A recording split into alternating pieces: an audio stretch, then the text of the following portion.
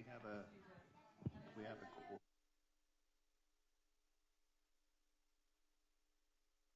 call this regular meeting of the Goose Creek Consolidated ISD Board of Trustees to order. The time is 6:03 p.m.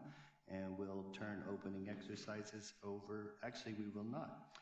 We will first ask Miss Barat Timms, these mics are super hot. Was this meeting properly posted?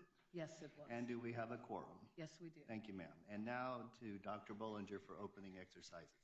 All right, Mr. Clem, school board members, Dr. O'Brien, the opening exercises for the November 14th Board of Trustees meeting will be provided by the 5th grade choir students from David Crockett Elementary School, and the pledges will be recited by Mackenzie Harewood and David Washington. First, we will begin the opening ceremonies with a prayer led by Mr. Mercedes Renteria. So at this time, everyone please rise for the prayer and remain standing for the pledges.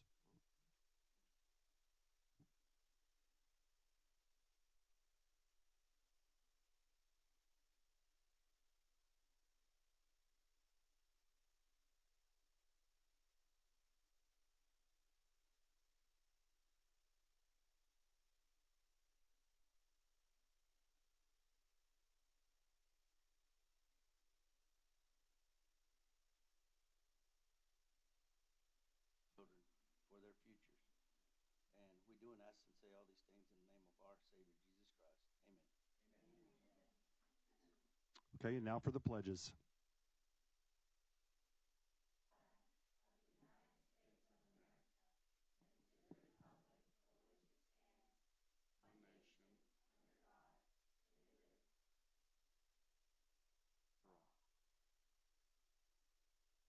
Honor the Texas flag. I pledge allegiance to thee.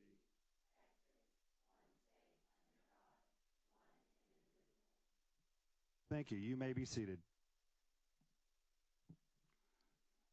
The 5th grade choir students will be singing the songs entitled Benji Met the Bear and Marine Hymn. Choir students singing are Bryce Anderson, Brooklyn Smith, Adrian Silva, Andrew Johnson, Kaylee Torres, Eva Lynn Palomo, Mallory Landry, Santiago Figueroa, Christopher Garcia Beltran, Maite Macias, Zoe Barney, Ian Magallon, and Julian Gomez. Students are under the direction of music teacher Mr. Albert Bear and principal Mrs. Talis Anawan. So at this time you can take it away.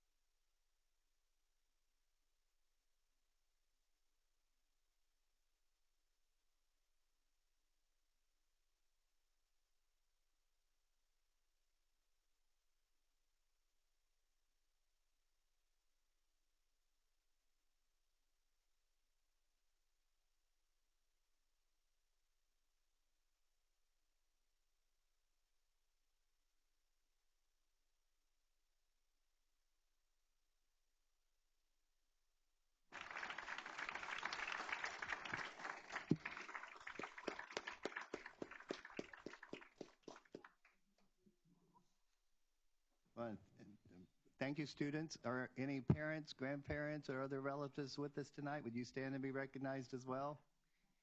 Yeah. And sing. Thank you. Thank you for sharing your students and their talent with us tonight. We really appreciate it.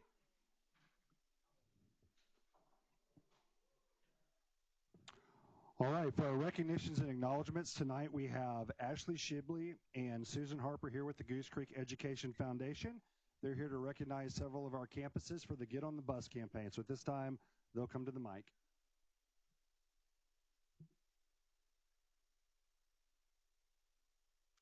Good evening, Board President Mr. Clem and board members, Superintendent Dr. O'Brien.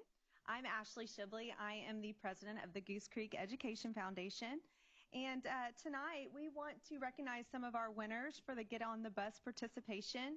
We are so honored that our educators want to give back to our mission for Get on the Bus, and we just want to make sure that they know that this means the world to us as a foundation. So we are going to honor our winners tonight with a certificate and get them up here to take a picture, but we are also going to provide breakfast for them on their campuses. So at this time, we will call up the winners and take some pictures.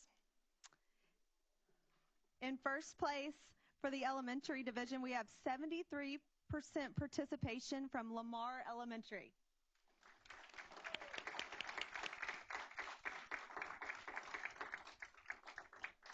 Representing Lamar, we have Principal Mrs. Gonzalez and Student Support Administrator Mrs. Haynes.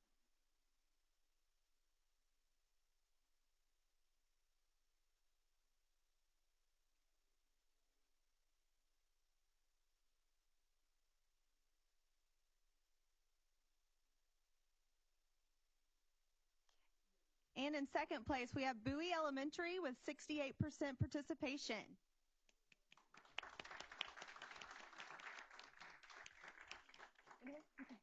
Representing Bowie, we have Principal Dr. Regina Patrick Sims and Assistant Principal Brittany Griffith. Oh, and Secretary Sherry Morgan.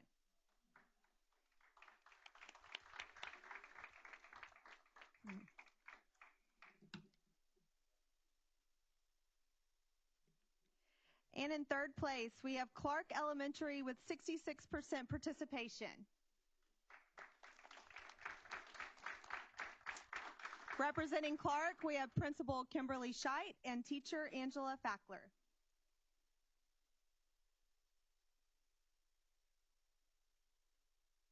Well, no, I do.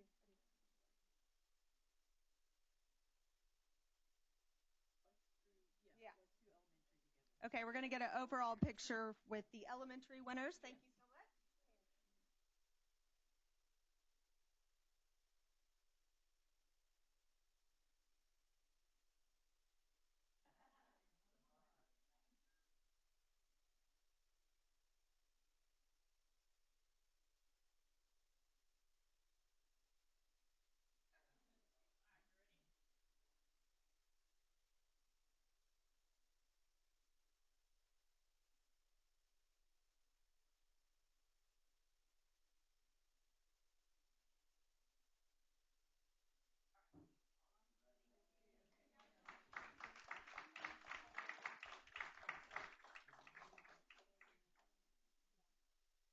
Okay, with our secondary, we have in first place the Goose Creek Virtual School with 83% participation.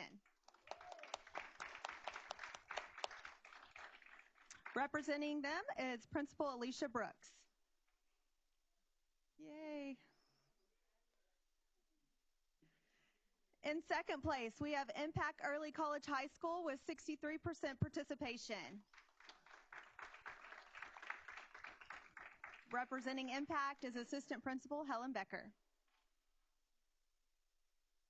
And in third place, Stewart Career Tech High School with 48%. We have Principal Kelly Start and Guidance Counselor Catherine Hull.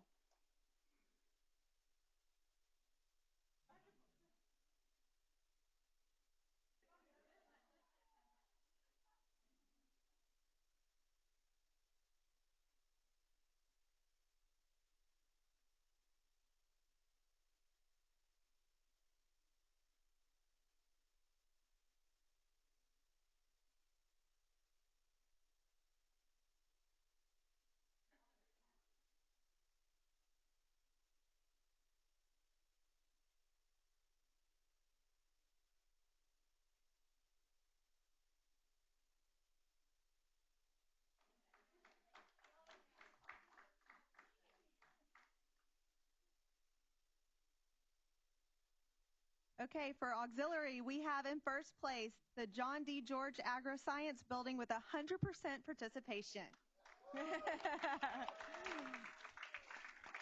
Representing them is lead agriculture teacher, Mr. Kenneth Rogers. We're not sure. Yeah. Hey, it's 100%. What can you say?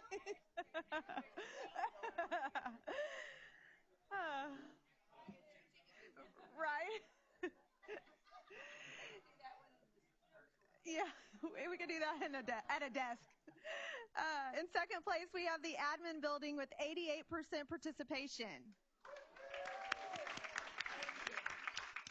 Representing them is Matt Bollinger and Director of Communication, Kristen Caffey.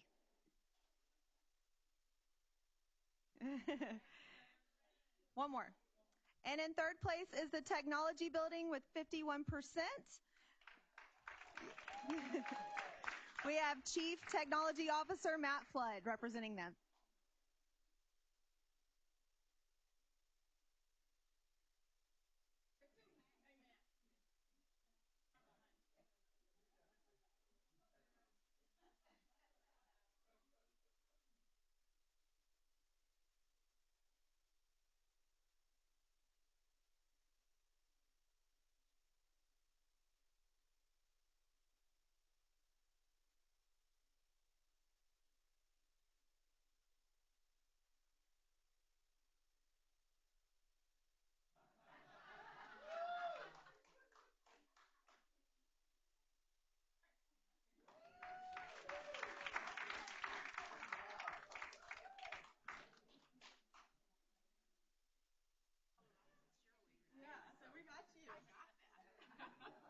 And we want to say thank you to our community sponsors, BDI Resources, Chick-fil-A, Awards and Engraving, Aramark, and Ryan Foster for sponsoring the breakfast for these winners. So thank you so much.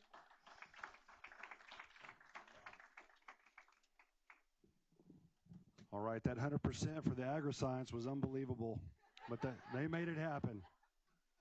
This concludes our recognitions. At this time, we'll turn it back over to Mr. Clem and Dr. O'Brien. Thank you. Thank you, Dr. Bollinger. Make sure the board knows when breakfast is. All right, we are now going to move to agenda item number 4 and reopen the public hearing concerning redistricting Goose Creek CISD Board of Trustees single-member districts. Good evening.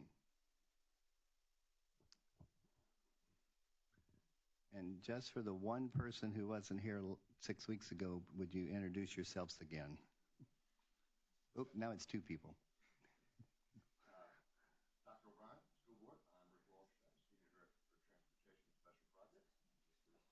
John Alford from Rice University, followed with my colleague Bob Stein, who couldn't make it tonight. He's teaching a class on U.S. elections. It's generated some interest. Yeah, I bet it has. So we'll go back over our presentation a little bit since we do have new members here this evening. I'm going to let you take over and kind of talk about what the process was and what our goals were and how we ended up with these beautiful maps. So the process always starts with the new census data and the existing district boundaries. And if you get very lucky, the population fits in just the way it did 10 years prior, but most of the time there's at least enough change that you need to, again, equalize the population size. The goal of the districting is always to take the existing districts and keeping as much as possible within those shapes to get that population equalized so that one person, one vote applies. In this case, there's been substantial population growth, mostly to the north, with the result that you have some districts that were very much oversized and, relatively speaking, some undersized districts. So we were able to, I think, while keeping the districts in roughly the same configuration, and I think maybe actually making the districts a little bit more compact than they were previously, we were able to get that population deviation well within the legal standard. You have legally have a top-to-bottom deviation of permissible deviation of 10%. Particularly because the growth had been so rapid, we thought it was important to get the deviation down as low as possible so that as the plan ages over the next 10 years, you're not going to get too far out of alignment, and voters really will have equal weight. We were able to do that. The deviation in the new districts is quite small, just a percentage or so either way. The boundary lines are going to follow sensible things that people can understand. And again, the cores of each of the districts are maintained. So we were given how far things were out of line population-wise. We were pleased to see that all that could be achieved without doing too much to change who ends up in what district or what the core of each of the districts looks like. One of the tricks, too, is to not try and split boundaries.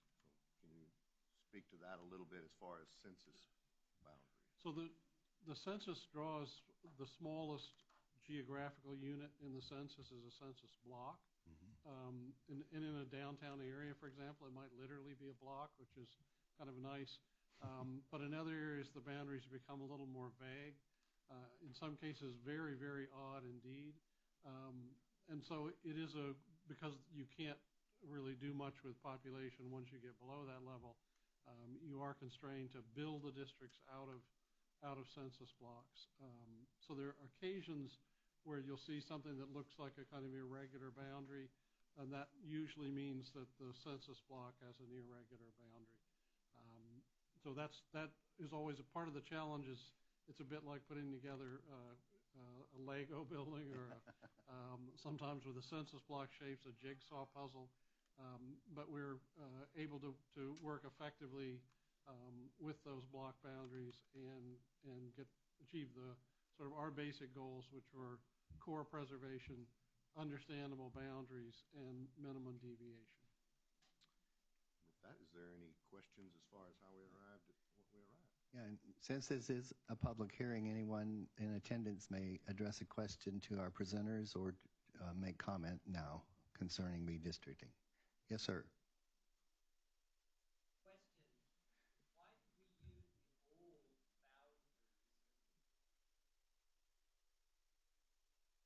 Is the question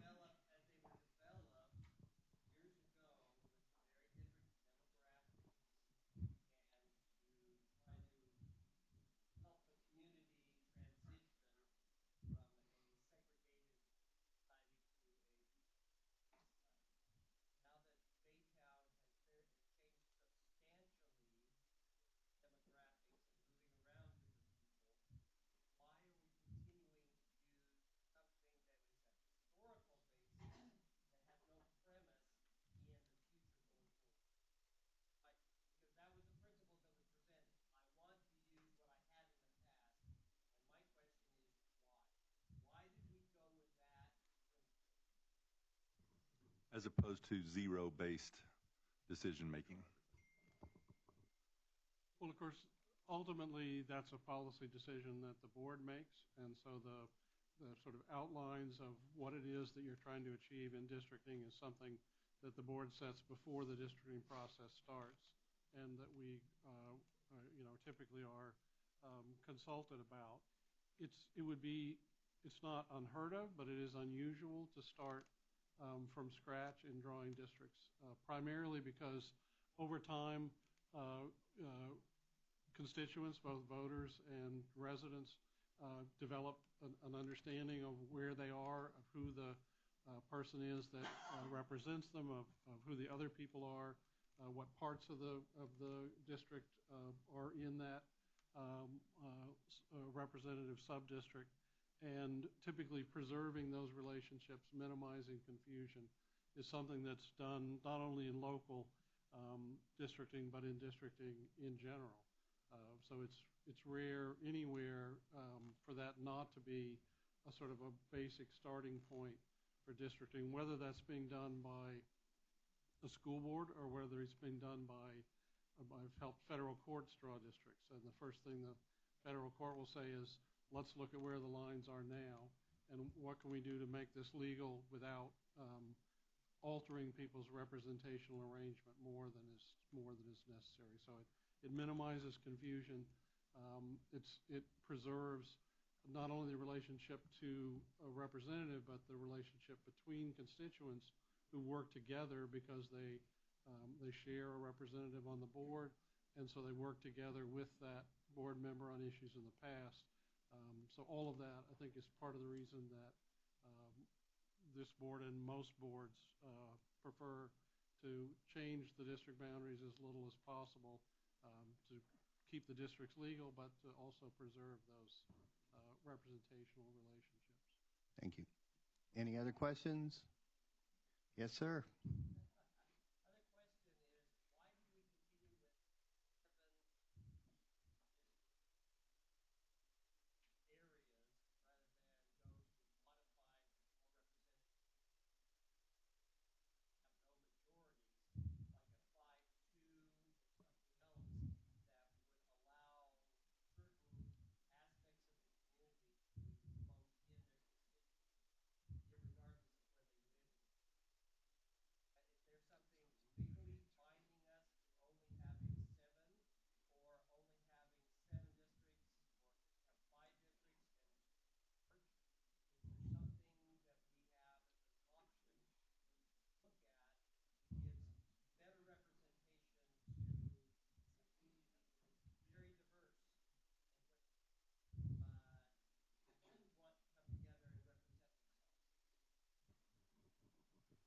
You and I will have to agree to disagree because I don't find at-large positions being representative of what's in the community. At-large positions, at least in Region 4, are won by those who have the most money, not the most representation.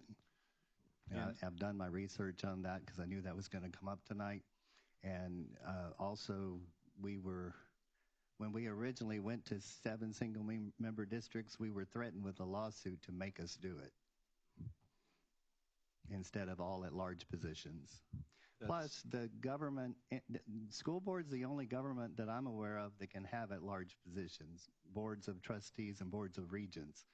There's not an at-large representative, state representative. There's not an at-large senator. There's not an at-large, can city council do it? I guess they could. And to answer your TASB-related question, it is 7 is the standard for all school districts in the state of Texas. The exception is if you apply for an exception for 7 members. 7 has been a common use for the last 50 years for elected school board officials. The exceptions are typically someone like Houston that has 200,000 students, and I believe they have 9. They asked for an exception to have more because of the volume of students that they carry. I'm also aware of some in East Texas that have 3 elected officials because of the lack of adults who want to engage with the local school district that may be 500 students or less. So the standard is 7. You can apply to have that exception moved up or down. I don't know if that helps. But.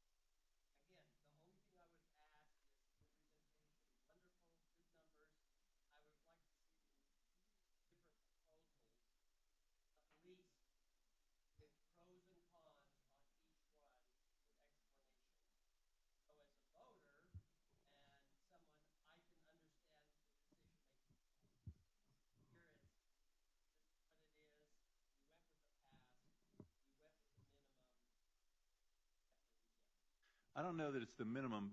For example, I think the 5-2 at large that you proposed, that is acceptable, but it's not common. It's the uncommon, not that we couldn't do it. It's just the uncommon steps. As Mr. Clem alluded to, legal action wants 7 districts, 7 areas representing the entire district. I don't want to speak for the expert, but the only limitation they had was the existing sitting elected officials. You could not draw a boundary outside of their current address. So you can move and adjust parameters and boundaries, but you can't move them out of the zone that they would, from this day forward, represent for the remainder of this term. So I believe that's legal. I'll let you speak to that more than me, but that's the one limitation that they were faced with in regards to moving zones. I would say that we have been we've worked before with entities that are districting for the first time, so that are transitioning from at-large to district elections. And that process usually does involve presenting 3, sometimes 5 alternative plans, because this is the first time that you've created representational boundaries, and there are a lot of different ways to do that. On the other hand, when we're able to basically make fairly minor boundary changes to bring existing districts into alignment, then there aren't a lot of variations there that are meaningful. There's basically essentially a fairly small variation around a set of plans that all do roughly the same thing. Again, we're working with census blocks, and those blocks sometimes have no people in them. Sometimes they have 600 people in them. When you're dealing with large blocks in particular, you just don't have any choices. They're going to have to be pretty much where they are, and so it's fairly common, I'd say much more often than not, that in redrawing lines, that we simply come up with a single proposal. If there's something obviously that someone finds offensive about it and really wants to change something, we obviously make those adjustments, but it's not common to present multiple proposals. I'll also say that I have been involved with entities that have moved from all single-member district to mixed district plans. One of those being the city of Pasadena. And, $1 million or so later, they're back to all single-member districts. It is very difficult to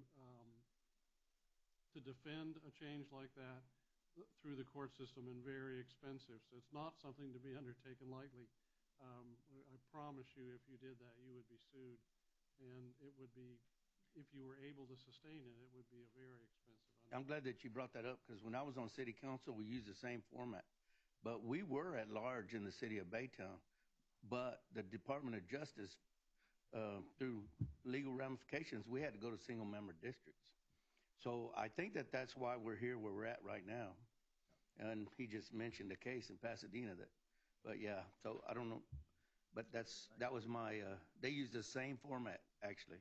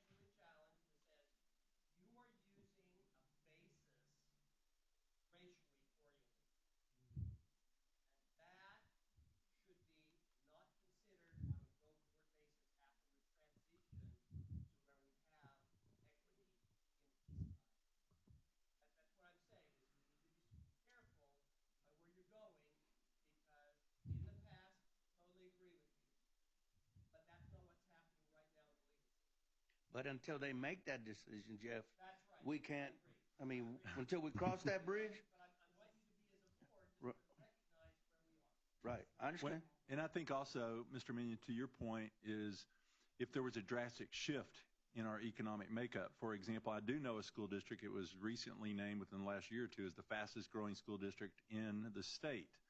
And it went from a 10% Hispanic population to a 60% Hispanic population. That would be, in my opinion, grounds for what you're proposing. There's been a shift, a demographic shift in the community itself, meaning there may need to be different representation in how that would look. So you make some very good points tonight. Thank you for bringing that to our attention.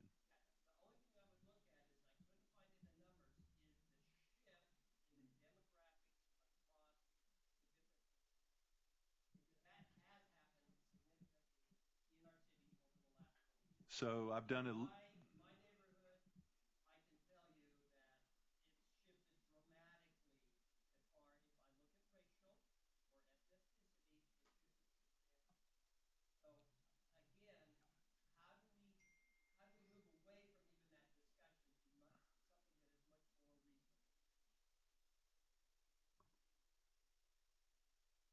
Good question. Any board members have questions tonight? Thank y'all. Anyone else? Yeah, thank you very much, and we will close this public hearing. Thank you. Ms. Garcia, anybody signed up to speak? Okay. We will move to agenda item number 6, approval of the October 3rd, 2022 regular board meeting minutes.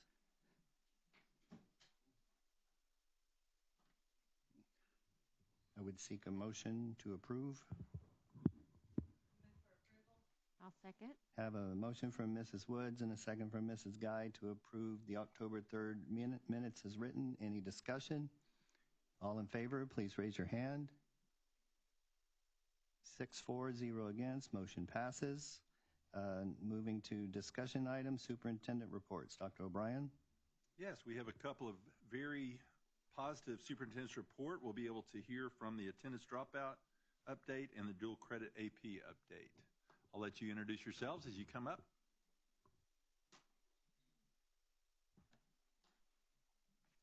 You okay if I drop? That's what I'm looking for. How to open up. Yeah, I'll come over. How do we open up the attachment?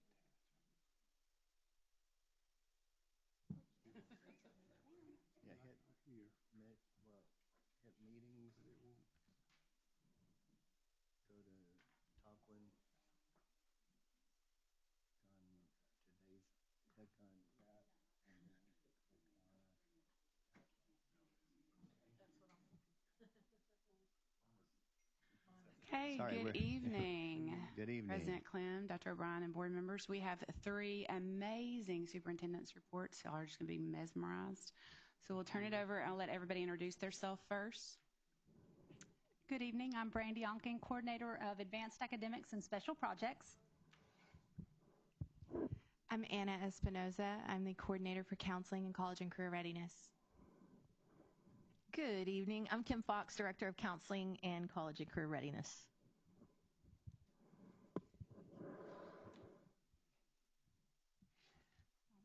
I'm going to get started with our Advanced Academics update. I'll begin with our AP courses and our AP exams over the last 2 years. If you'll notice our first slide, this is the number of students enrolled in at least one AP course across the district. This does include our 8th grade AP Spanish as well. Last year we had 1,093 students enrolled. This year we have 1,042. We did have a slight drop, but however, I believe you could probably attribute that to our dual credit growth. Our next slide, we talk about the population enrolled in at least one AP course across our high school campuses. You can see the numbers across the bottom, and then the percentage at each campus across the top. We held steady, but we did drop a few, like I said, seats in each high school. You can compare those across from 21-22 to 22-23. This slide is the percentage of total AP student exams with scores of a 3, 4, or 5 across the district. You can see that we had growth throughout the district at all of our high schools. In the areas where we didn't have growth, they held steady, and they're going to continue to grow as we move on. I feel very confident in that. And you can also see our 2 junior highs there as well. Some of our district highlights for last year, we had 65 AP Scholars. We had campuses across the district with scores above the state average, at or above the state average, or at or above the global average. We also, in our 8th grade, I didn't list this on the slide, we met the global average in our 8th grade AP Spanish scores. Some district supports that we have in place. We have district-wide PLC time for our teachers. We have common unit assessments, weekly pacing guides, vertical alignment to align the TEA's writing expectation to those College Board writing models. We have NIMSY resources with staff development, College Board resources. We have our SMOOP, which is our digital learning platform for students across the district. And we have mentor-like structure for new teacher support, where we're pairing some of those experienced AP teachers with some of those new teachers to help with the support of the rigorous courses and exams. I mentioned NIMSY in the previous slide, and we began that last year. That's the National Math and Science Initiative. It's a college readiness program where we're working to increase the rigor in those AP courses and our honors courses, and to help increase our AP exam scores. We're in year 2 of the grant. It's a 3-year grant, and it is funded by ExxonMobil. I've had very positive feedback from our students and our teachers and our administrators across the district on what the resources and the staff trainings. Okay, I'm going to pass this on to our dual credit update. Oh yeah, I'm sorry. I forgot one thing in your slide, your handouts. I've broken down the scores district-wide by courses. You don't have that in your...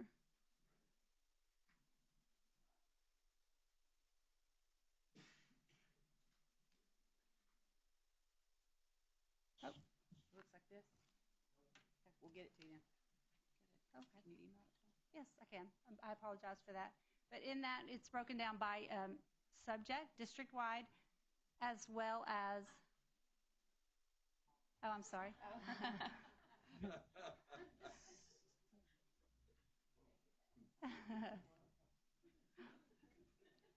Shit. But they are broken down district-wide and by campus, by the individual courses. And you can see on in the data, the green shows you an increase from the 21 to 22 scores. The black is the percentage of the increase. And the blue shows you where we met or exceeded the state average across the campuses.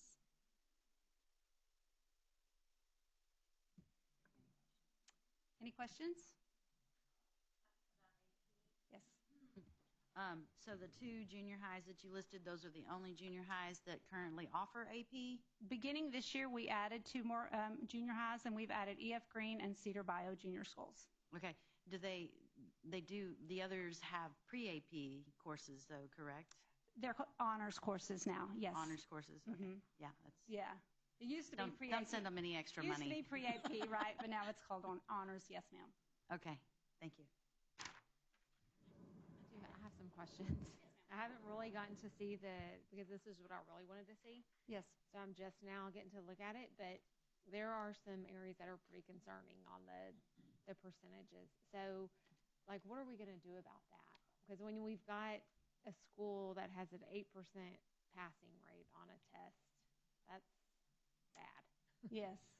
So, are we getting a new teacher for that next year? What are we going to do about that? We are working to recruit teachers for our AP programs.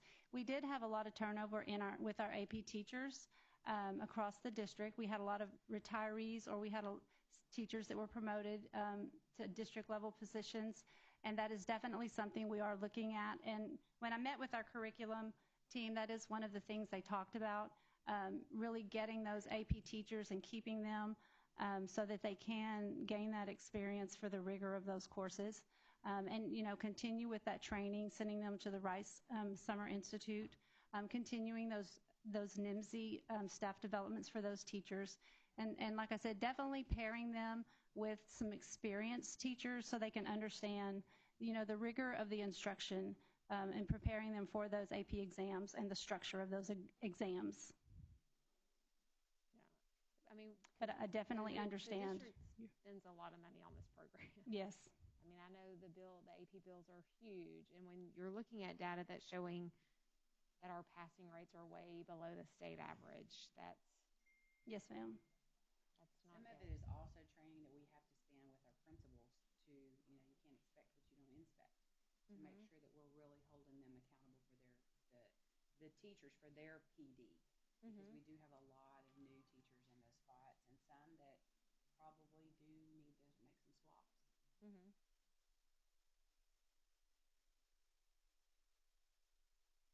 I noticed that Impact only had scores for the human geography. Are there any other AP courses available at Impact? They take all their courses through. They're designed for an associate's degree, so that's a ninth grade AP course. Yeah, we'll get to those questions in a minute. Yeah. I was just curious because I did see on one of your other slides that Impact did have an AP score. Yes. That's the one course they do for their freshmen. Okay. Can we go back to the slide? It says number of students enrolled in at least one AP course. One more. So we have 1,042 currently enrolled in at least one course. How many seats of AP do we have district-wide right now? How many kids are taking 5 AP courses? So how many seats of AP are we filling? Well, let's go back to 21, 22. That's taking one course. I understand that, but no, there I are would kids. Yes. I don't have, I have that number. Okay. I could get that number to you, how many we have enrolled in all of our courses. The numbers on this slide aren't telling me how many kids are taking AP courses.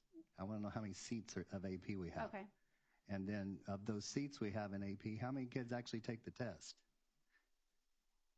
Now, lots not an answer. I do have that data. It's 100% if they're in the core classes because it's part of the grant with NIMSY. So the only ones we would have to see are some of the. How many are no-shows? I do have. How many are we paying for and not getting money back on our return? And we're getting a 35% return on our investment. That's right. If I were in the stock market, I'd be happy, but this ain't the stock market. And I do have those numbers of the numbers of exams those taken. Those are the kinds of numbers we need to be seeing. And go on the next slide. Percents don't Before we move on, Rick? Yeah, yes, sir. On that particular question, what kind of numbers are you wanting to see? Just like Dr. O'Brien told me, we had 3,000, whatever, 34, 44, some exact number of kids taking dual credit in 2020. We don't have that many kids in school, but that's how many dual credit classes they were taking. So between the kids that are taking 1, 2, 3, 4, or even 5 AP courses, I want to know exactly how many AP courses are being taken. Right. Okay. And then that will tell us exactly how many tests are being taken and exactly how many AP 3, 4s, and 5s we're getting back instead of all these, because 100% of one kid I'm sorry, congratulations to the Ag Science Center, but they got 100% of one. Right. And, but if you told me one kid out of one passed, I understand that better than 100%. But if we go to the next slide, 26% of the entire school's enrollment. What students enrolled is in that one what AP that means? course. Okay, that one's a little more understanding. And then, the numbers on the next slide go back to what Ms. Guy was saying on this chart. That those are scary numbers for our 5 high schools that participate in AP. And one thing I think would be helpful as well is you've got, year-to-year comparisons, and then you have blue as the highlight for the state average. Mm-hmm. I think we should go ahead and have the state average in a column, so that they can see, yes, we're 50%, but the state average was 49, right. So it went up 1 point. So if we just had a column for the state average as well, that might be a little bit more helpful for the visual. I agree. Okay. Back to Ms. Guy's comment about the teachers teaching with relevancy and rigor. Do the teachers not still go to AP institutes and write a syllabus that has to be scoured through by the AP board. And so just through that, they ought to know what they're doing. Unless they're a first-year teacher to our district and they've never taught AP before. They can teach AP before they take that course or write that syllabus? They can do it simultaneously, yes.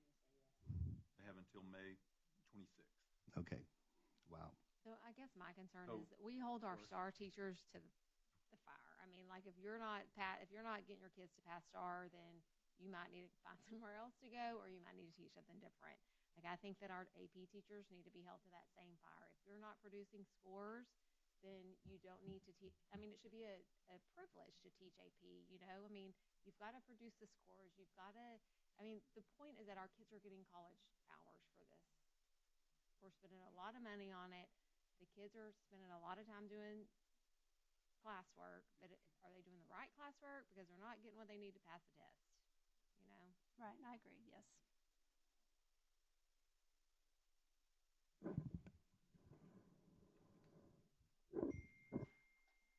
Thank you, Brandy. We're passing off to... All right, let's go over our dual credit data. So typically when we talk about dual credit data for enrollment, we talk about duplicated and unduplicated headcount. So this first slide talks about our unduplicated individual headcount for the district. So you can see that at least 25% of all of our high school students are enrolled in at least one dual credit course across the district. And you can see the individual numbers for each campus along the bottom of the bar graph. And then the bubbles across the top indicate the percentages of the student population on each campus.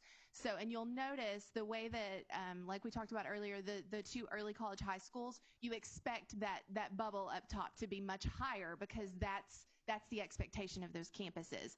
So those campuses are doing very well. Our other campuses, you know, we've really seen, and you'll see in the slides coming up that we have seen a tremendous growth on those campuses as well. And we also have virtual academy students this year, so.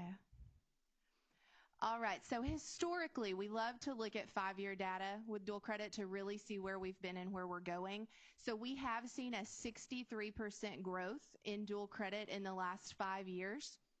And you can see we had that small dip in 2019, 2020, but other than that, we have continued to increase. And you'll see for this school year, I do have an asterisk there. We're estimated at 1990. However, we have very competitive college and career counselors. So I think when they saw this 1990, I think we'll be able to push it to 2000 for the spring semester.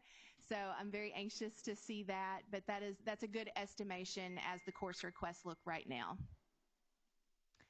And then this is our duplicated head count. So this is the individual student and how many times they're enrolled in courses. Yes? This is what I wanted in AP. So this semester we do have 3,424 students enrolled in dual credit. This was as of the college census date. So this was, I believe it was September 7th. It's a little different the way that, you know, we've long had conversations about how our snapshot and their census date don't always align, but this was taken as of the census date. So in the last year, we've seen a 19% increase, but over the last 5 years, like I mentioned earlier, we've had a 56% increase in our seat count within the district. So, and you can see with the lines across the bottom of the bar graph, you know, that's also very competitive. So we meet regularly with our college and career counselors, and so it almost turns into a competition of who's going to win the seat count. So it's very exciting to see what our campuses have done. You know, every single campus has increased their seat count over the last year.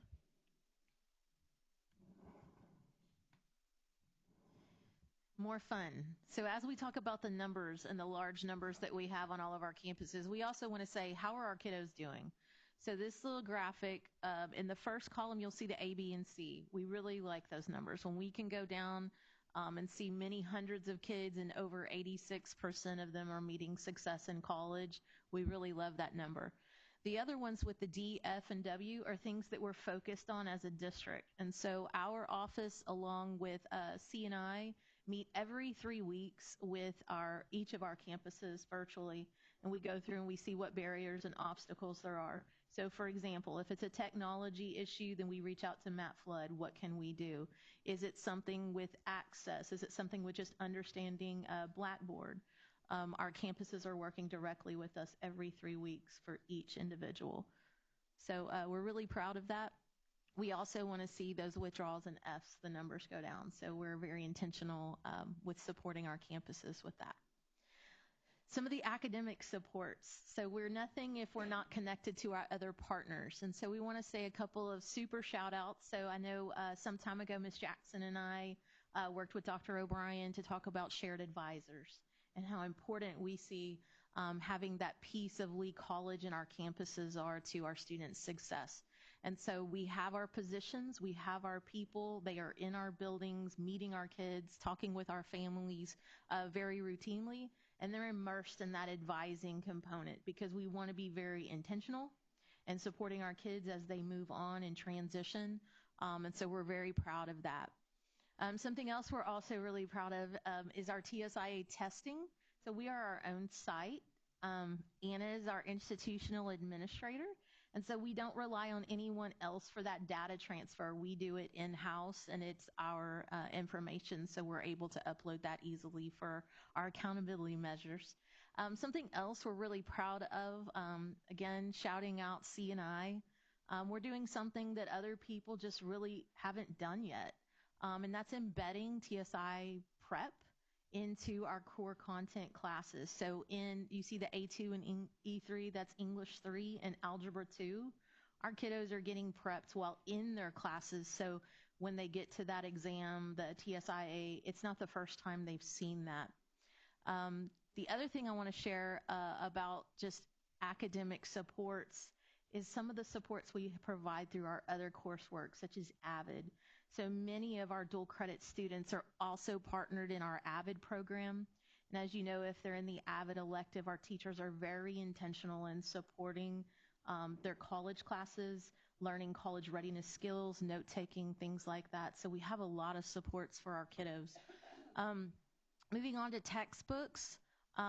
Again, I like to shout out because we partner with so many people to make this work. Matt Flood and his team helped us get some things going with our iPads very early this year. It was a new thing, and we were happy that he helped us get that done. But having virtual textbooks has saved the district money because we're not buying the very thick books that sit on the shelves. And then in the event that we have a kiddo that goes through and, let's say, signed up for a math class, and that's going to conflict in his schedule, and maybe they're going to change into an English course.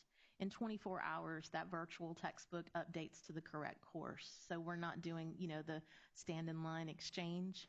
So we're really happy with our textbooks. It's supported our kids. The other thing I want to share is student success plans. I mentioned that a little bit earlier in the previous slide with the supports, but we are meeting every 3 weeks with our campuses, dedicated time with our deans, sometimes the principal, the college and career counselor, and we're going kid by kid and saying if there is a progress grade of an F, what, why, and what can we do about it to support them.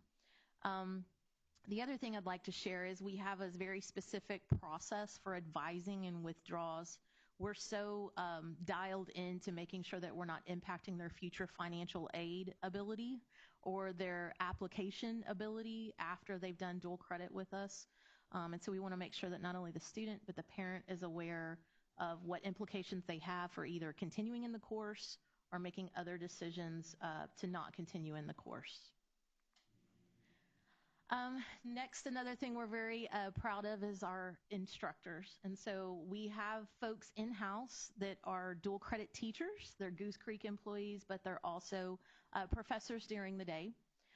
We've worked with our HR department to have routine postings, pooled postings that stay out because we do want to recruit those master level teachers that are able to teach dual credit courses in our buildings. And we're meeting success, but we're always looking for more. Something else that I think is a great strength of our program is we unify with Lee College and we do a PD experience for all of our people that are instructor folks that are also Goose Creek employees. And so there's common language, there's common expectations, and so everybody across the board from Stewart all the way down the line, everyone participates in this PD. Also in the graphic, just to share, of our instructor folks that are Goose Creek employees, you can see, for example, at GCM we have 10 instructors that are teaching 32 sections. And so we're really proud of that, and we hope that that will continue to grow, but we know with the supports, I think we'll continue to be more successful along the way. Can I ask a question real quick right here? On this slide, explain to me the impact numbers. So the impact numbers, I know we always have the posting, just like we referenced, and we always want more and more and more, and I know Ms. Reyes does as well. But many of the impact students take it on site. So they actually travel to the campus. So the dual credit instructors are not ours, they are Lee College's, and that's where those are. Okay, I just wanted to for the most make part sure with them, where you see kind of like on the other end of the spectrum, a lot of our Stewart folks are our own people that are credentialed through industry and things like that. That's why you see kind of that larger number. But Impact really participates a lot more on their site. On their site. And so on, say, GCM, Lee, and Sterling, these are our instructor numbers, but we also have some Lee College instructors on those as well. Okay. So some of them are. So this doesn't. So when you say 32 sections for GCM, that's not the total number of sections. Not at all. There. That's just of our people. How many of them are Goose Creek plus Lee College instructors teaching sections? But we have. Because I was like, we only have 5 sections. No, not at all. We have many more that are virtual teachers. Synchronous. Some of them come onto site. But again, some of the things that we really love about having our own people do this, it provides us with flexibility in scheduling. So we don't have to say, hey, sorry, this might conflict with your band or your athletics. We have our own people, so we can schedule it a little better. Absolutely.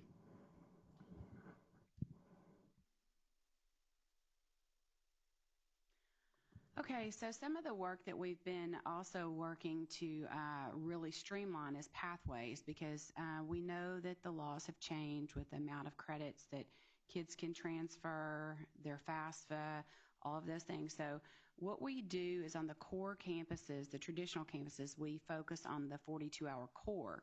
And if we get kids to graduate with their business degree, associates, that's bonus. But our focus is getting that core so they can transfer into any four-year university. And then, of course, Impact is our certificates, associates, and then with Impact, it's definitely the associate's degree. So in order to assure that we are getting the kids the right courses, if we're looking at somebody transferring to a four-year to be a teacher, I use that because we want them all to come back and teach, we would want to make sure that they got their core, and then anything above that, that it would be the 18 hours that the university level is requesting. So we're not just being, kind of flivolent about what course they take. So with that, we have teamed up with Lee College, and then we've also are working with the Dana Center on a grant, the Temple Foundation grant, to really do that work to streamline exactly what universities are wanting so that they have pathways. Just like we have endorsement and pathways here, they have pathways at the college, and they have to actually declare what pathway they're going into. So we went a step further with that, and we're working with four-year institutions. Particularly, these are our works in progress. We've already signed an MOU with SFA. We're in the final negotiations of working with Sam Houston. And so, for instance, with Sam Houston, when we look at transferring into the teacher university to get a teaching degree, they would say, hey, these are your 42 core. We want to see these 18 hours in pedagogy and those first level of an educator courses. And then they're saying, hey, you graduate from that Future Teacher Academy with an associate's that we know we're going to take all of the hours of, and then we're going to work on a plan to get the kid to graduate in 3 years from Sam Houston with a master's degree, so they can come back and actually teach as adjunct professors for Sam Houston for those upper level courses, or for Lee even. So we're excited about that partnership, and we're really working with Stephen F. Austin on teachers and culinary to do a 4-year pathway for the culinary arts from Stewart. And with Sam Houston, we're starting that work on the teacher pathway as well, and then also doing a criminal justice pathway that's a 4-year degree. The ones in the bottom that you see, we just did a study to say, where do most of the Goose Creek students go? Where do they matriculate? They matriculate to SFA, to Sam Houston, to Lamar, to U of H Clear Lake, and U of H Downtown. Downtown, yes. Yes, I'm sorry, you're right. Any of U of H. So U of H, yeah. So what we did was we looked at that data. I got to U of H, I missed one, so sorry, we'll put the main. So we really looked at that and thought, okay, I got it. I was like, oh, that's like saying I missed Sam Houston with some people. But we really want to make sure that we look at where our kids are going. So the bulk of our kids, we can really work on those 18 hours in those top pathways. So the idea is that we have, for the academies that we have, we know exactly what those kids need. So if I was going to go maritime, I want to partner with San Jack. And then if there's a 4-year, I want to partner where they really are producing that degree. So that's what we're really reaching out from. You see Prairie View A&M on there because there is a grant working with Prairie View right now that we are trying to get a piece of. And they're starting an entire 4-year horticulture program that would match with the program, a pathway that we have at Stewart Career, and it would lead to a 4-year degree. So we're excited. They've got some real large federal funds, and so we're trying to work to get a little piece of that pie. So we're arranging a visit to their campus to see what we can do with them as a partner as well. What about TSU? I haven't climbed the whole mountain, but I'll work on it. Right. Yeah, my goal would be the more we can get, the more partnerships. I would love to fill out 2 or 3 screens of those. Definitely, that would be my goal. The really cool thing is when we're saying things like this to you about working with these 4-year institutes, that isn't happening in other places. We're really, Goose Creek is really on the cutting edge of this, and we heard about it. You all know we were recently chaptered. You see the picture. I really want to highlight this picture because it represents our community. The board members consist of Dee Dee, and most of y'all know Dee Dee Griffin from when she was at Lee College. She's my president. I'm the vice president. You see Roxanne. She is the CTE secondary rep. And then you see Marissa Moreno. She's the legislative rep for Lee College. You see Anna. She's over communications. You see Courtney. She works at Lee, and she's also one of our committee members. Leslie Garcia and Ellen Akers they're working on membership. Kim is also on the committee for CNI, secondary. And then you see our money person, Ginger McKay, in the background, and she's the treasurer. So this is represented really with Temple Higher Ed College, with Lee College, and with us. We are the founding members, and then what our job is to really be able to reach across the state of Texas and hopefully make some legislative changes that really benefit the students across Texas, because we realize that if you're in Colorado, they pay for all of your dual credits. And, there's a lot of states that have done some really great things with legislation, and we're so big that if we can really get everybody on board, we can make some big changes, we're hoping. So Dr. McCullough and I are there for gender representation. I hope you see that he represents all of the people at this board, because without you and Dr. O'Brien's support, this chapter would not have made it. So we really appreciate you. Congratulations.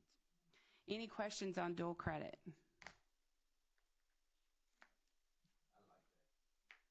We're excited. This district is really leading the pack on what's going on. So we're excited.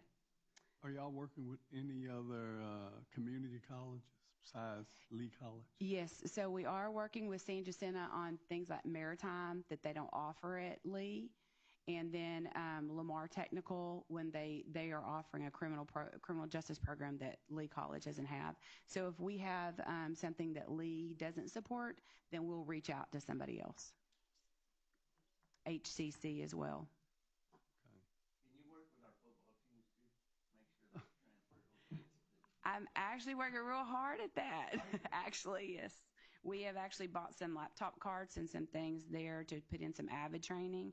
And I actually got Coach Ragsdale to be an adjunct professor, and I made him teach some courses. Yeah, so, I mean, we really are making sure that we train our athletic directors as well. Because I hear people out there, when we talk about football, whether it's junior high or high school, they say, there's not a good transition from junior high to high school. So when they get to high school, they're lost. But that's why I brought that up. But I didn't really believe that y'all were working with them. No, we really are. We're really popping in some training, and the coaches are really? Eager to learn. Yeah. Good. Well, that's awesome. Thanks. I think my next person. Thank you.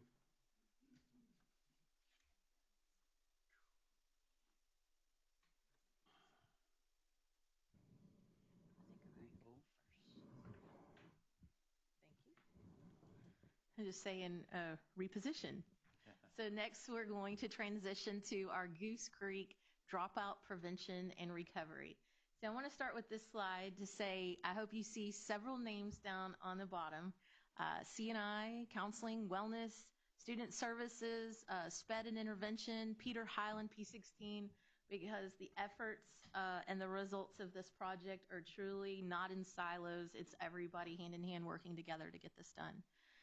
So to start off, we want to share with our Goose Creek graduation rate as it's published. So the very first box on the left, you have the four-year state graduation rate from 2021, holding at 94.9%. And you can see that even though we had the little dip that everyone knew with 2020, that we still continue to grow and thrive as a district with graduation. So what we do with our Goose Creek prevention and dropout recovery is we have a weekly meeting.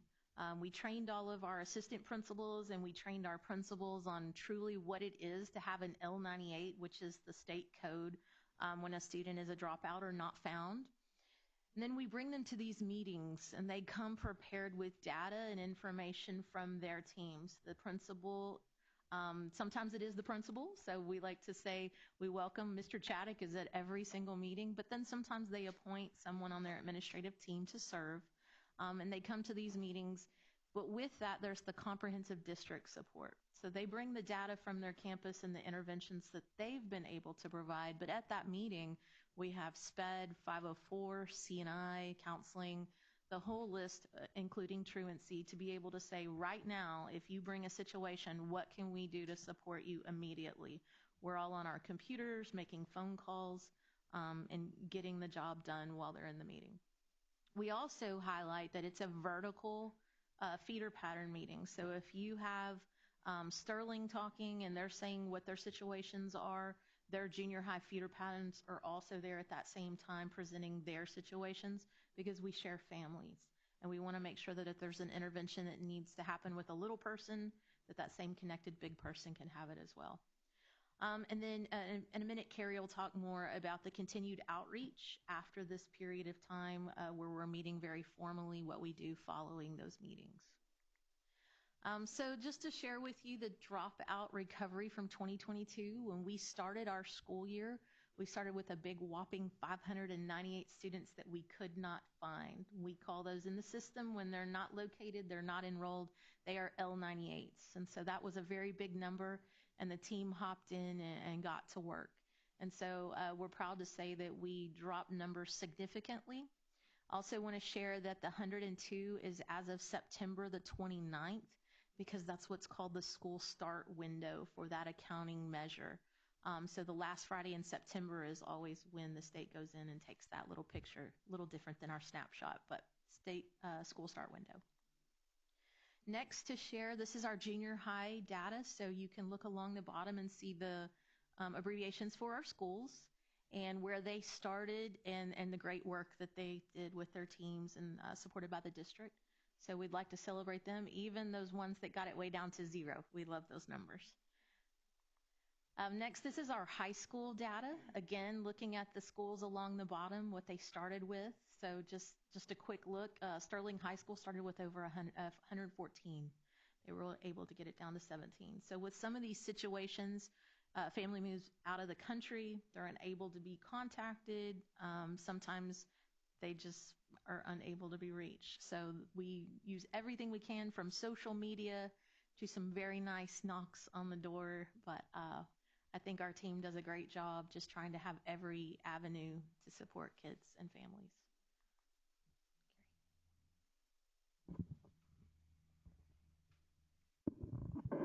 So to follow up with what Ms. Fox was saying, what we've done is since September 29th was that snapshot date, I have PEAMS running the L98 report the last day of every month. So we ran it on October 31st, and every campus received their L98 report on the 1st of November. So now we're going to run that report every month. So that will give the campus an opportunity to go ahead and start finding those L98s. A lot of times it's a simple phone call, or it could be that we've got the T-Rex request for the campus, but we haven't got the verification of enrollment that they have enrolled in Aldine ISD. So we've made a point to not start with 598 in the upcoming school year, and we're going to do due diligence in making sure that we do that monthly to avoid that number at the start of this school year. Okay.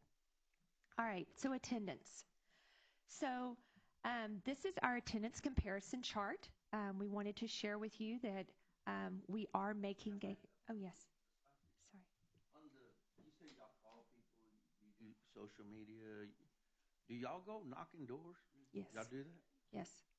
Okay. Yes. Our assistant principals, our counselors, our CIS workers, our CS3s, CIS, yes, they all go and knock on doors. We got that list down, as they said. A lot of it is, we actually had one family, the younger siblings were enrolled, but not the oldest. Come to find out, they had moved in with another family member. We were able to track that person down, you know, and then be able to see where that child was in school. So. And does Peter Highland still handle women with children? Yes. I mean, students with children? Yes. And I would say that this team has done an amazing job. This is the first solid year we've had these systems in place. Right. So we're seeing great benefit, but, you know, just getting the systems down to find them. Okay. So we've lost a lot. I was just curious. So that's okay.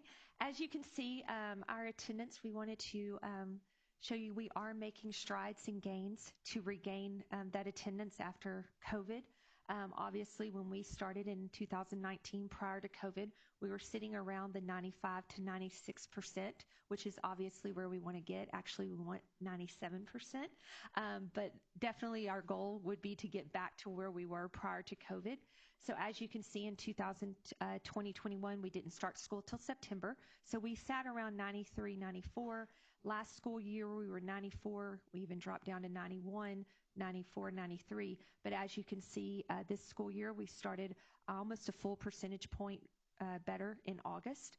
We were almost 3 full percentage points in September. October, we were just a little bit below. I would say, sadly, our flu kind of kicked in a little bit in October. And in November, we're right about a percentage point ahead right now. That was because of the World Series. And then our enrollment, we want to celebrate. We have successfully reached over 24,000 students. In fact, we're currently around 24,376 students enrolled. Of course, we have 1,042 pre-Kers in our early learning centers. So obviously, our kindergarten numbers will even be better than 1,700 next year. So those are the breakdowns of each of the enrollments through the grade levels. And I wanted to highlight our truancy department. If you are not aware, we have revamped our truancy department. We moved them. They are now located at the Peter E. Highland Center with Dr. Times. We actually have broken the truancy specialist into feeder patterns now. Therefore, each campus amongst each feeder pattern has one person to contact. So Lisa Vaughn is in charge of our RSS feeder pattern in Peter E. Highland. She also still serves as our McKinney-Vento homeless liaison. Carrie Fry is our Goose Creek Memorial and Point feeder pattern, along with our foster care liaison. And we recently hired Bobby Locke. He is going to be serving as our REL feeder pattern along with Stewart Career Tech and Impact. And the academic house, which houses our track program, Marshall Land runs that. Our case manager is Keely Hensel, and then the secretary is yes, and he is doing a phenomenal job. Yes, he works with very closely. He's working with our McKinney-Vento grant, and he also is in charge of our track program to get those kids graduated. So it made sense to move them to Peter E. Highland to make that a very functional. And then again, like I said, we've broken it down by feeder pattern to be more focused on getting those kids tracked down by them. I also left you in your packets today. I figured you might want to see your specific campuses. So on the first page, you have your ADA attendance for this school year, and it's broken down by campus, August, September, October, November, on what their percentages were. And then on the second page, it will actually show you their average daily attendance compared as of now compared to where they were at last year as well.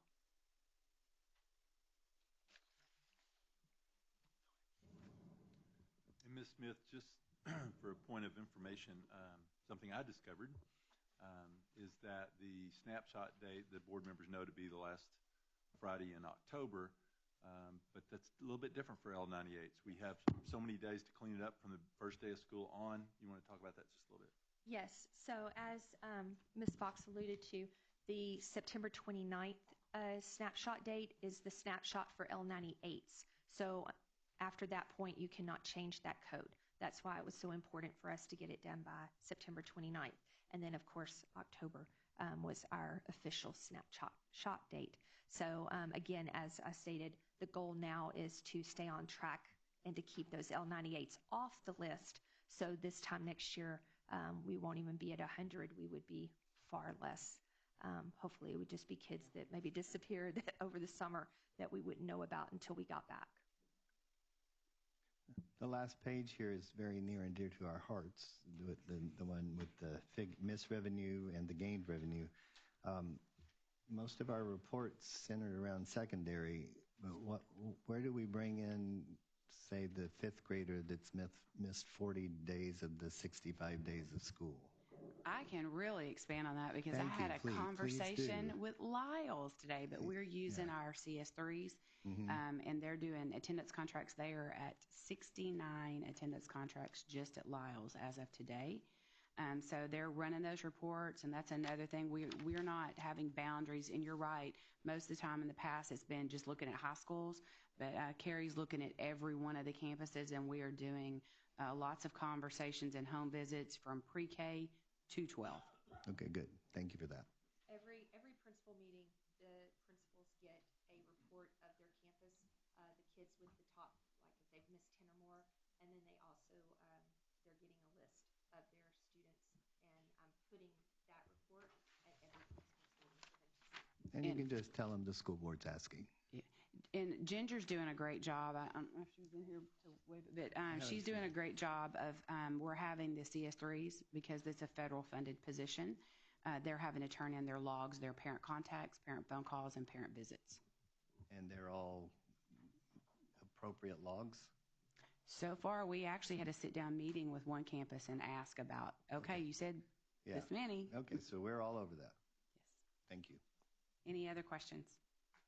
On that last page, in the packet that you have, total enrollment column, the total at the bottom. Yes. That actually will have students that are not in those grade levels. That's also going to include your Huntington Bayou, your ABS students, our High Point, JJ. Okay. And for ADA purposes, that's our number as opposed to the 24,300 No, the 24,000 is the ADA number. Yes, okay. Yes, ma'am. Is Ginger in? No. Anybody else? All right, thank you very much. We appreciate all your work. Thank you. Great job. We will now move to Agenda 8A, consider, what? Sorry, a little squirrel ran by up here. Action items, consideration of the consent agenda. Dr. O'Brien? Yes, administration brings before the board for consideration this evening these items. 8A1, Virtual Academy Mascot. 2, Goose Creek CISD Annual Comprehensive Financial Report, formerly known as CAFR, is now ACFR, for the year ended June 30th, 2022. Number 3, resolution and order for the proposed single-member district boundary plan.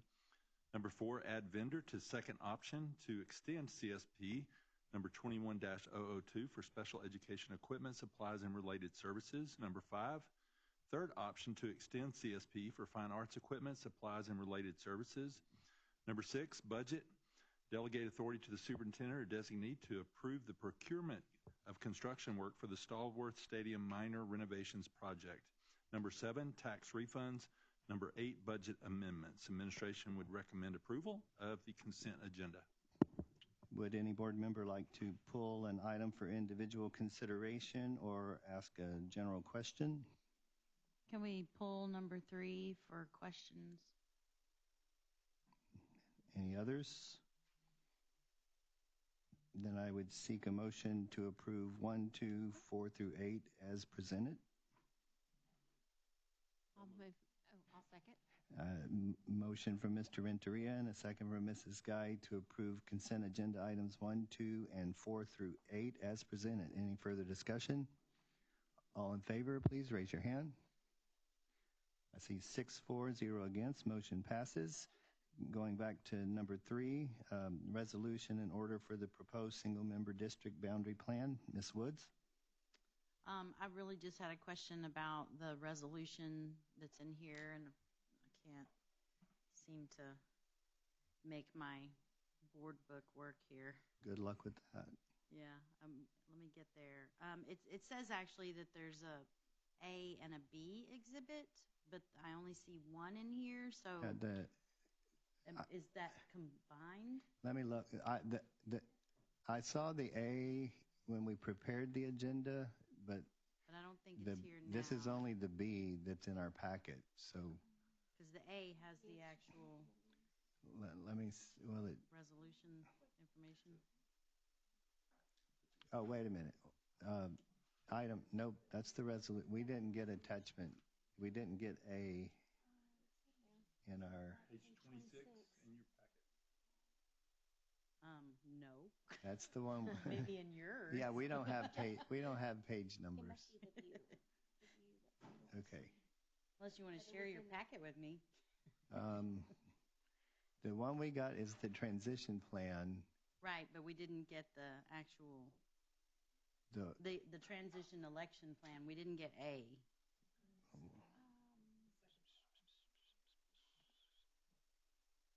Yeah, A is the.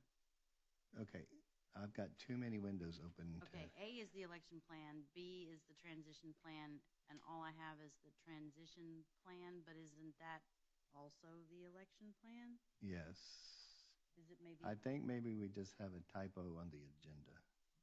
Okay, I was just making sure because to me it looks like, and so. Okay, let me get back to my agenda. I had a question for Mr. Walterscheid. Did he leave? Oh, we can find him. Oh, there he is. There you are. I still don't understand the election plan.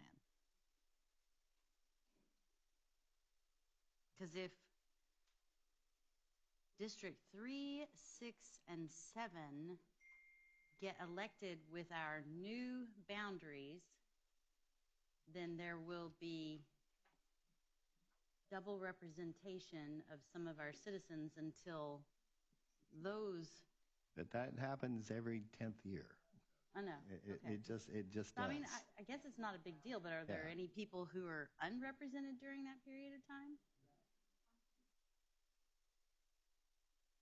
I think last meeting. Yeah. Last meeting, Mr. Gilbert kind of explained. He did. I was here, okay.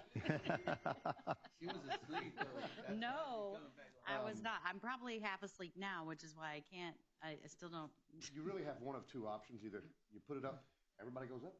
Right. No, I understand that, but I'm just saying that according to the map that you had up here earlier, there's a slice out of District 3 that's going to move into another district. So while those people would be voting in May, now they're not going to be because they're being moved into the neighboring district. Correct.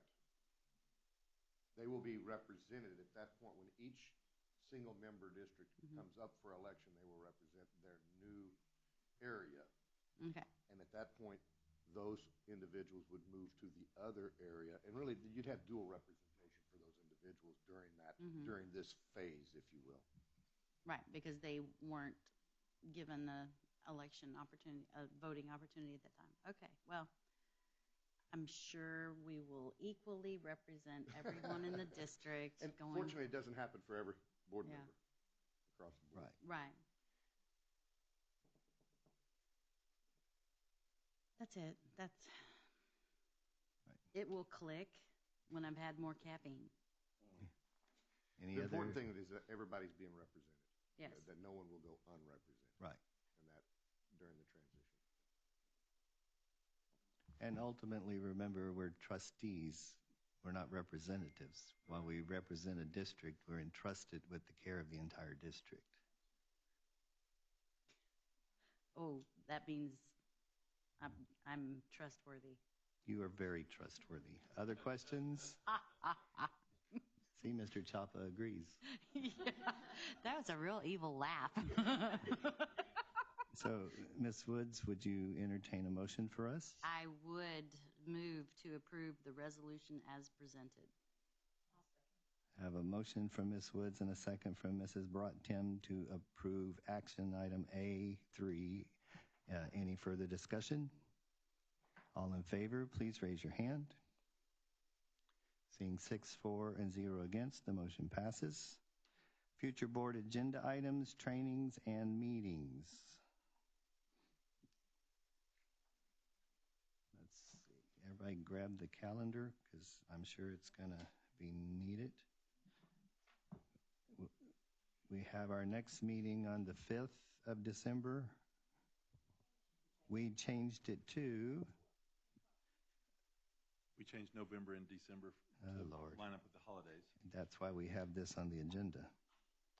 All right, so change that. Yeah, I'll be where you want to go.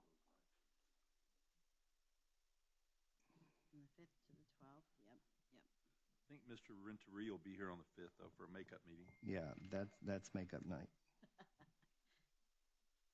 I can do that. There's a legal seminar that's virtual if anybody's really, really bored on Saturday. Yeah. And they're going to be doing the prestidigitation on predicting what's going to happen in the next legislative session, and it should be interesting. So I guess we're ready to move on to closed meetings. One moment.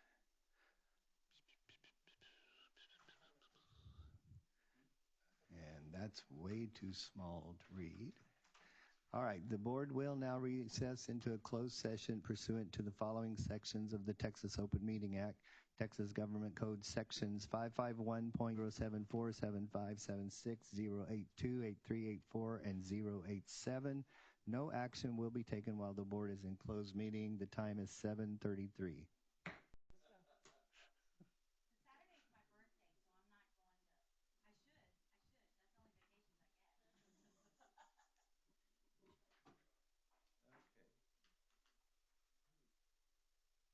Everybody's back. We will now reconvene into open session. No decisions were made during closed session. The time is 9:58. We will visit action item E, consideration of personnel. Dr. O'Brien. The administration recommends that the board would approve elections and accept resignations and retirements as presented, and that everyone would have a happy Thanksgiving. So moved. I'll second. Motion from Mrs. Woods and a second from Mrs. Guy to approve elections resignations, and retirements as presented. Any discussion? And a happy Thanksgiving. And a happy Thanksgiving. Any discussion? Thank you for that correction. All in By favor? the way, that was good food for Thanksgiving in there. It was. All in favor, please raise your hand.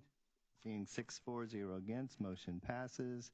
The time is still 9:58, and this meeting is adjourned. Naomi, I didn't know you could cook so good. You outdid yourself, Noemi. Wow, that was good.